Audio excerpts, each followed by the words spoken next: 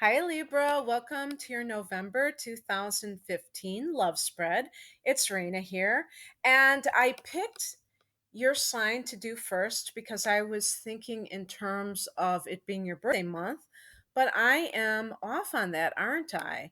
Because I am currently recording this when the sun is in Libra, and I am actually talking about November. So I won't say that again, but I will say that I picked some wonderful cards for you for November, for those of you who are looking for love. And the first card I picked was the Ace of Pentacles. And whenever you get an ace in a spread, it's a sign of a beginning. And it's very interesting to do a love spread and to get the Ace of Pentacles or even any pentacles in a lot of ways because pentacles relate to material matters. And they also relate to earth signs. So it is possible that some of you will meet, maybe even before the month of November, and it's in its early stages, someone who is an earth sign. And just off the top of my head, I would um, suggest that it would probably most likely be a Virgo person, just because in my own personal life, that's what I have seen. But it doesn't necessarily have to be an actual earth sign that is featured here. What it could mean is that there is a physical attraction to somebody and it's a new person. And that is actually very nice because, why not? And the message from the universe for you this month is the Ace of Cups. And this is a card of love and the beginnings of love. And it's a very poetic energy. It's a very kind of a spiritual love. So I picked this physical beginning and then I picked this spiritual beginning.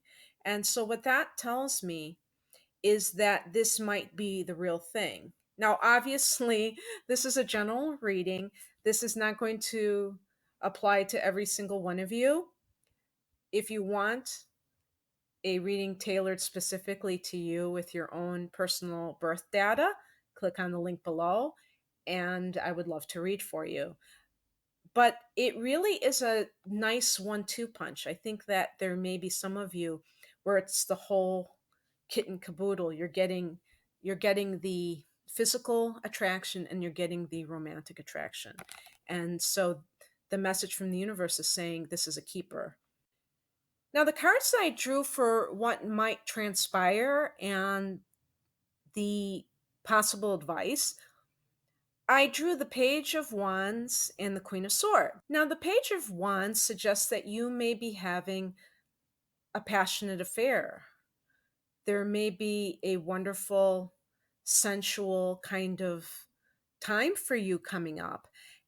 And it also may mean that you receive some important news that really is exciting.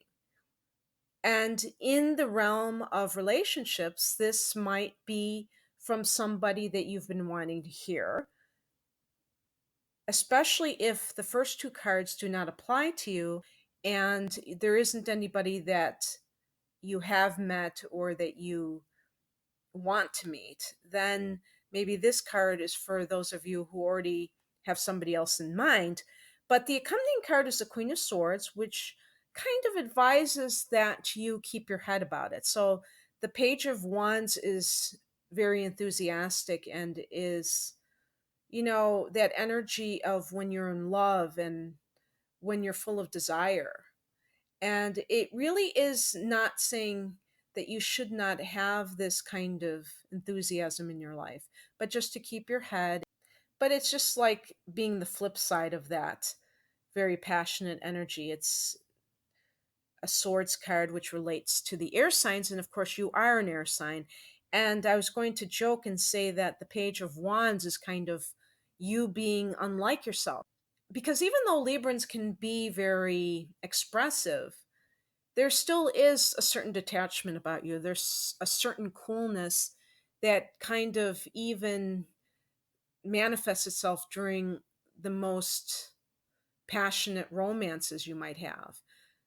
It's hard for an air sign to kind of really get into that fiery mode that the wands represent, because you're more about the intellect than you are about being in the mode of passion, so to speak. The outcome card is the Six of Wands in reverse. And the Six of Wands is one of the best cards of the deck, definitely of the minor arcana, I should say.